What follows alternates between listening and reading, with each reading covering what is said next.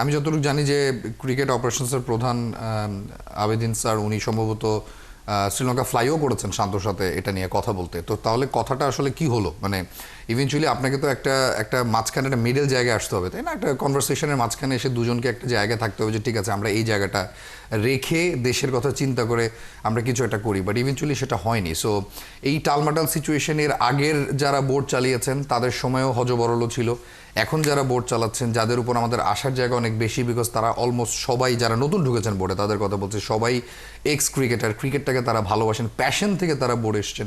সেই জায়গা থেকে স্পেশালি ক্রিকেট অপারেশনসের প্রধান হিসেবে এখন পর্যন্ত যে দায়িত্বগুলো পালন করেছেন, মানে এইখানে মনে হয় নাজমুল আবেদিন ফাহিমের ফেইলিয়ারটা সবচেয়ে বেশি।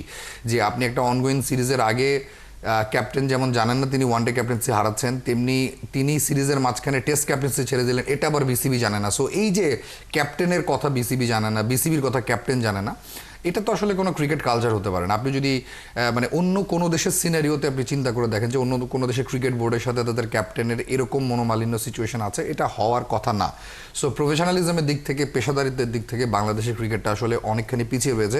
আপনি একটা সিরিজ খেলতে যাওয়ার আগে মাঠের খেলার থেকে আপনার টিম রেডি কিনা, টিমের প্লেয়ার সবাইকে পাচ্ছেন কিনা, আপনার মুশফিক মাহমুদুল্লাহ চলে যাচ্ছে তাদের রিপ্লেসমেন্ট আপনার কাছে আছে কিনা, এইসব ইকুয়েশনের বাইরে যখন ক্যাপ্টেন্সি তত্ত্বটা অনেক বড় হয়ে দাঁড়ায় তখন বোঝা যায় যে আসলে মাঠের খেলার চেয়ে মাঠের বাইরের খেলাতে বাংলাদেশের মনোযোগটা বেশি, যেখানে বাংলাদেশের দুর্বলতা তৈরি হচ্ছে আরও। সো অবভিয়াসলি আপনি যেটা মেনশন করেছেন যে হ্যাঁ ইটস আ ফ্যাক্ট, এবং এটা অবশ্যই দলকে ইম্প্যাক্ট তো ফেলবেই।